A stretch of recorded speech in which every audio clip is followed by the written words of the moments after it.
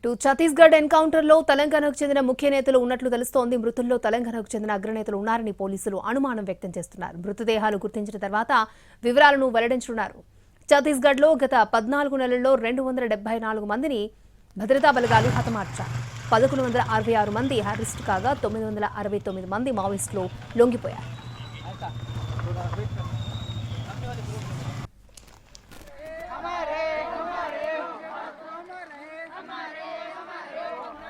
Chhattisgarh Bijapur encounter కి సంబంధించి మరిన్ని వివరాలను మా ప్రతినిధి భూపాల్ అందిస్తారు. ఛత్తీస్గఢ్ రాష్ట్రంలో మావోయిస్టుల ఏరువేత లక్ష్యంగానే భద్రతా బలగాలు పనిచేస్తున్నాయి. ప్రధానంగా మొత్తం కూడా కేంద్ర ప్రభుత్వం, రాష్ట్ర ప్రభుత్వం, రాష్ట్రంలో 2 ప్రభుత్వాలు ఉండటంతో అంటే అటు బీజేపీ ప్రభుత్వం, అదేవిధంగా కేంద్ర ప్రభుత్వం, ఈ 2 ప్రభుత్వాలు కలిసి ఏకంగా మావోయిస్టుల మీద మావోయిస్టుల మారణహోమం అయితే కొనసాగుతున్న పరిస్థితి. ఇప్పటికే పెద్ద సంఖ్యలో మావోయిస్టులు మృత్యువాత పడుతున్నారు. 31 మంది మావోయిస్టులు చనిపోవడం జరిగింది.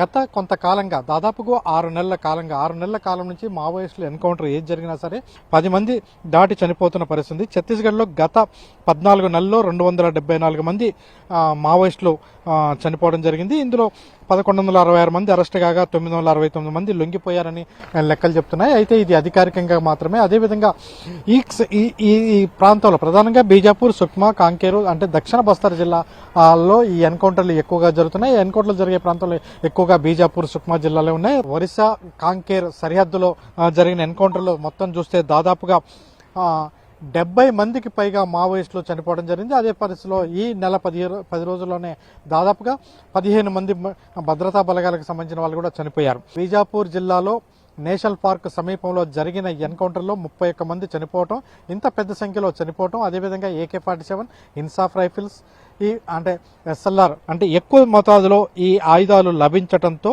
ఇక్కడ కీలకమైన నేతలు కూడా ఉండి ఉంటారని భావిస్తున్నారు.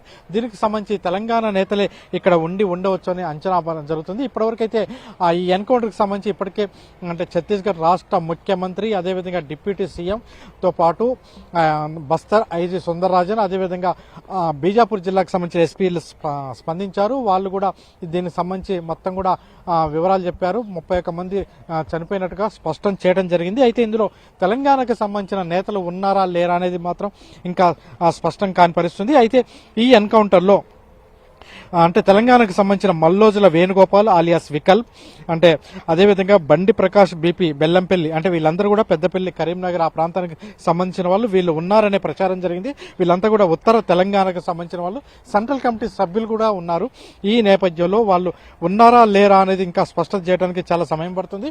గత ఏడాదే 260 మందికి పైగా చనిపోతే, ఒక ఏడాదిలోనే మావోయిస్టులు చనిపోతే, ఈ ఏడాది మాత్రం నెల 10 రోజుల్లోనే దాదాపుగా 70 మందికి పైగా మావోయిస్టులు చనిపోయారు. ఈ నేపథ్యంలో ఇప్పటికే అనేక కమిటీలు కూడా అంటే తెలుగు రాష్ట్రాలకు సంబంధించి అంటే సరిహద్దులో బీజాపూర్, సుక్మా జిల్లాల్లో పనిచేసే సరిహద్దులో అటు ములుగు, అదేవిధంగా భూపాలపల్లి, భద్రాద్రి కొత్తగూడెం, మరి తూర్పుగోదావరి జిల్లాకు సంబంధించిన సరిహద్దులో సంబంధించిన కమిటీలన్నీ కూడా నిర్వీర్యమైన చెప్పొచ్చు.